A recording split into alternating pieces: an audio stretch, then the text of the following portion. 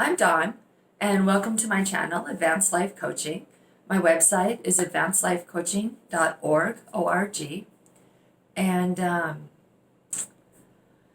let me tell you a little bit about myself. I am a hypnotherapist, a master practitioner of neuro-linguistic programming. One of the techniques I like to use is timeline therapy. And I find the unconscious mind fascinating. The whole mind-body connection is very intriguing to me. I started off as a massage therapist, and I still do that. And throughout those years, I was able to learn a lot about the mind-body connection and how our thoughts have a lot to do with our health, our mental health, and our physical health. So I continued with my training and my education and became a hypnotherapist. And now I believe that I have so much knowledge, and I just really want to help others to receive this knowledge too. And today I am here to talk to you about narcissistic abuse. The word narcissist is being thrown around a lot nowadays, and it's real. It's a real personality. Some might call it a personality disorder. I try to have a lot of empathy for how other people perceive the world. And that's one thing that a narcissist does not have, is empathy. A narcissist, well, let's first talk about what a narcissist is. They don't have empathy, or not a high degree of empathy. A narcissist normally needs constant validation. They normally live a life of lies and deceit. Mostly they're lying and deceiving themselves, but through that, they're lying and deceiving everyone else in their life. Most narcissists need constant validation, which will take them to have multiple relationships, usually all at once. A narcissist lies, they cheat, they don't value the relationships or the people in their life. And the reason that they do not value others is because they do not value themselves. A narcissist doesn't really have a concept of how their behaviors and their actions hurt other people. I myself can speak about this from experience. I was with a narcissist for about over 6 years. And the narcissist I was with, I thought we were exclusive for the first couple of years until I met the other couple girlfriends he had. And then I found out about other women that were straggled in and out of his life during that time period as well. And then after that, I remained friends with this person, still continued to date them. But I knew what kind of person they were, and yet they still chose to lie to me. And until somebody else contacted me later down the road and wanted to know who I was, because that person thought they were his girlfriend.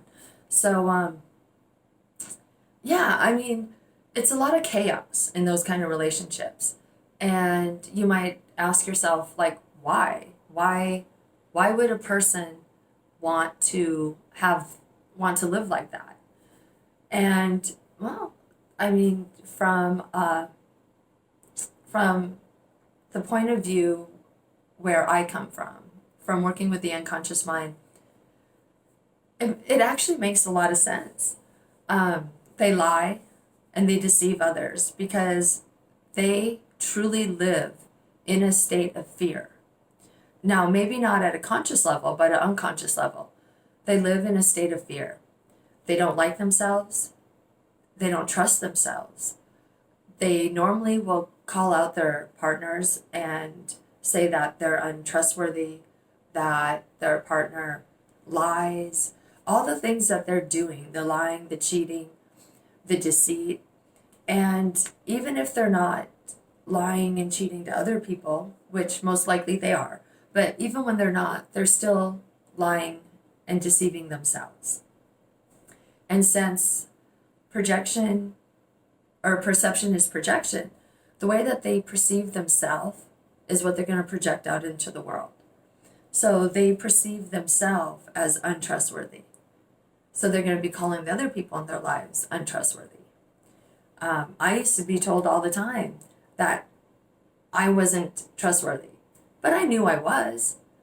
And that's the thing.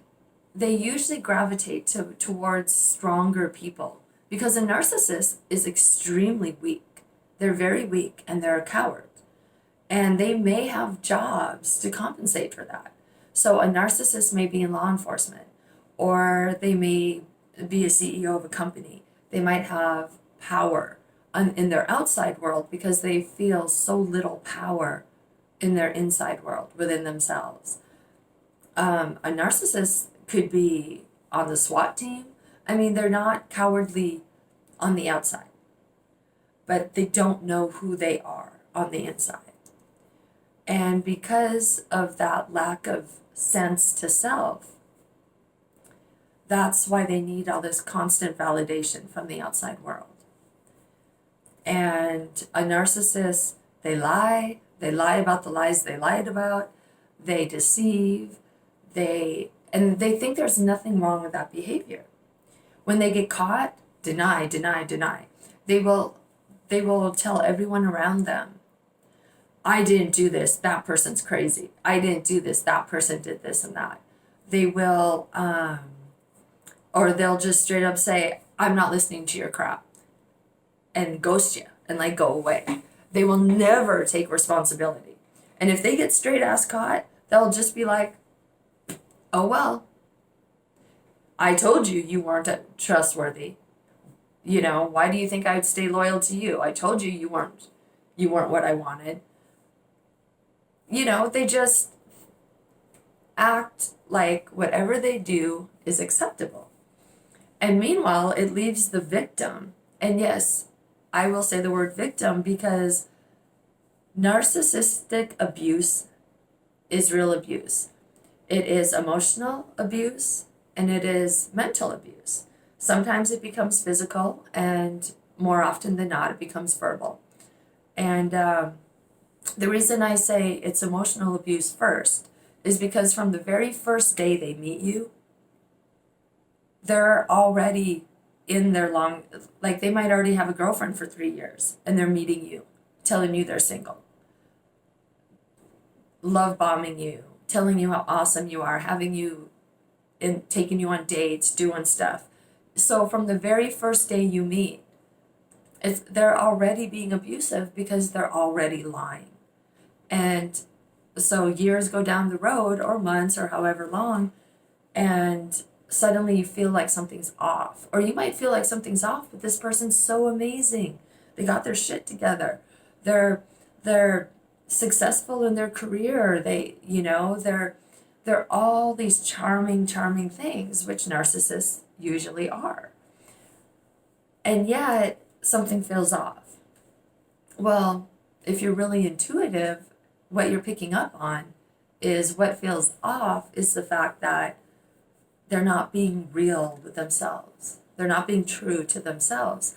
And as time goes on, they're going to start giving you a lot of rules. Narcissists like rules. They'll say something like, well, you know, if you were long-term relationship material, you wouldn't hang out with these people. Or if you valued yourself, you wouldn't go to these places. Or this is my bar where I relax, where I hang out with my buddies. If you valued me, you won't show up there. You know, you won't go there without me. They'll give you rules like that because you're a pawn and they have to control the chess game. They need to know they can bring their other girls there and not worry about you showing up. They need, or guys, you know, whatever. They need to know that you're not going to just show up and be like, hey, sweetie, I thought you may have had a hard day. I brought you dinner. They don't want you just popping up because they might have one of their other people over or have other plans for that night. So you really have to pay attention, when your gut's telling you something's off. Now, for the victims, they will leave this relationship questioning their own sense of self, because the narcissist has, and it doesn't happen at once, it happens very slowly over time in most cases. So they'll start feeling like, what was wrong with me? How could I have done this? What did I do wrong? What did I do wrong for them not to love and value me? A narcissist will also, if you love them and you tell them you love them, they'll find that a weakness. They want to hear it. They want the constant validation, but they'll find it a weakness because in their mind, they're thinking, how could you love me? I'm not worth loving. I don't even love myself. What's wrong with you? What is wrong with you that you could love me? Yeah, a narcissist in his mind internally is thinking this, while a loving, compassionate person is, again, projection is perception. They're seeing themselves as a loving, kind person. So they're seeing the loving, kind aspects of the narcissist. They're seeing what the narcissist does not see within themselves. So the people who are attracted to this person are seeing the good qualities. And believe me, there are great qualities in these people. These are human beings. They were created to be magnificent. They just don't know it. Now, can NLP and hypnosis help a narcissist to hone in to who they're supposed to be? Yeah, it will. The only issue with that is this person would have to admit that they need to make some changes. They'd have to admit that there's a problem. And they'd have to want the change, because all change comes from within. So if they are so happy in what they're doing that they think the rest of the world is messed up and they're the perfect one, and they truly believe that, and they don't want to admit any fault, then they probably would not receive good results. Or they may. I mean, I guess they'd have to try it to find out.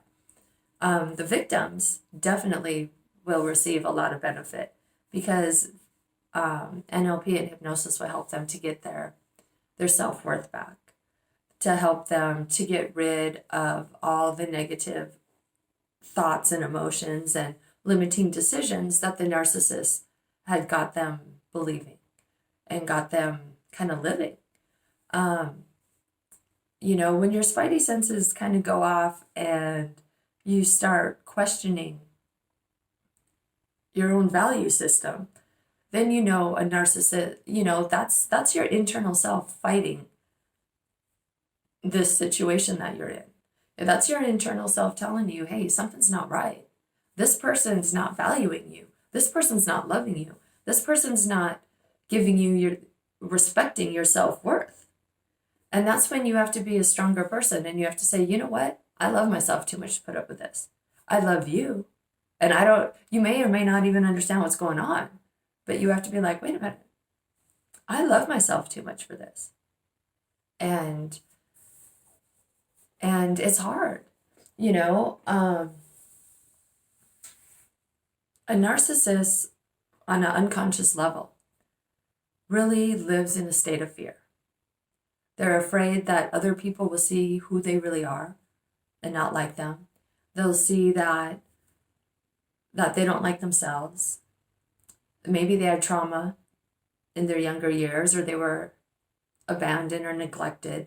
So they're trying to get that some other way, because that was never fulfilled when they were younger. So it kind of leaves holes, as they were growing up. Between the womb and the age of 6, you're in a theta brainwave state. That's your primary brainwave. And in theta, that's the unconscious mind.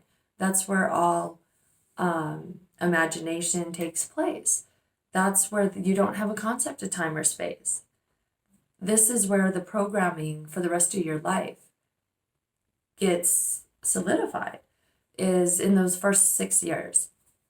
And if you're being neglected or rejected or feeling abandoned or not feeling the love that you need to feel, then you're going to have that space in your unconscious mind.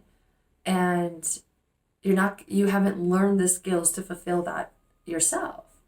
So it's kind of a loop. And the narcissistic abuse is very strong and it's very real. And people do need help from that. And I'm not trying to minimize it at all. I'm also trying to say that the narcissists, even though their behavior is very unacceptable, a lot of times they're not aware of the behavior that they're presenting to the rest of the world. And when they do know, they don't care. And I know that it doesn't seem rational, but from their point of view, they don't care. They I think it would be very hard to be a narcissist. Take a lot of time and energy to keep up with all those lies and all that deceit, and to constantly have a different person validating you, and have 3 or 4 different boyfriends or girlfriends, and all these different relationships and all these lies you're keeping up on. To me, it would be exhausting. Like, I just don't have the time or energy for anything like that. It's almost impressive when people can do it for years and years. I was talking to someone, and they'd been seeing someone for 4 years. And then they met the girlfriend, the other girlfriend who'd been around for 3 years. And it's just like, wow, that takes a lot of effort. But aside from that, the abuse is, it really sucks the life out of your soul. So if you've been in those kind of situations, I highly would recommend that you contact me or someone that does what I do and heal. And it's a very fast process to heal. And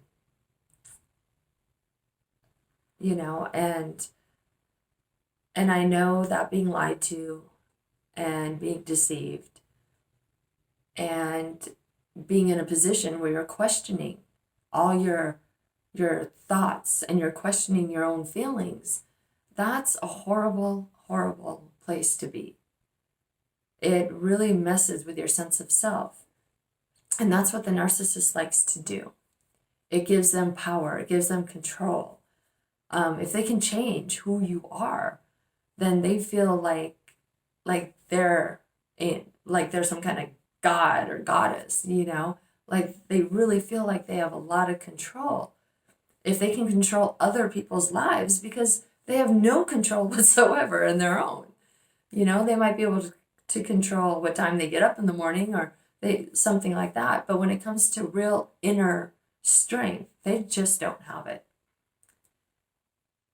So that's kind of little insight into the mind of a narcissist and how he affects his victims and why they do what they do. Let me see.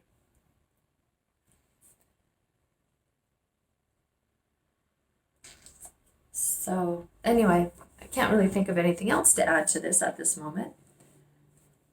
So I hope that if you're a narcissist and you see this, you will consider reevaluating how you see yourself and maybe want to find your true worth and your true value and your true self-love and allow someone to help pull that out for you. And if you are a victim, I really encourage you to work with someone and get that self-worth back. Look in the mirror and do a drill where you look in your own eyes and just say, I love you. I love you. I love you. I love you. Because when you do that, eventually you won't look away. eventually it won't feel weird. It'll feel really good to say it. And you'll be like, yeah, I love me, you know, because you do. And that's the true you. And that's where you need to be. That's where you need to take your life from. And you need to enjoy every moment exactly in the moment, knowing I love me. You know, live your life out of love, and everything else will just be better around you. And that chaos will be gone. And you won't even attract people like that anymore. You won't be able to be a victim to them, because your own self-worth will be so high that it'll scare them. I mean, they'll want to be around you because they'll want to like suck that energy out of you. They want to learn to love themselves like you love yourself. So don't ever feel bad if you were with a narcissist, because it's actually a huge compliment. It's because they saw something in you that they value and want for themselves so much that they tried really to beat you down, tear you down, hoping somehow they could absorb what you have. Or they want you to join them being miserable, because misery loves company. But that's not going to happen, because your self-worth is yours. So embrace it and keep it, and have a wonderful day. Again, my name is Dawn, and this is Advanced Life Coaching. So love yourself. I love you. Blessings.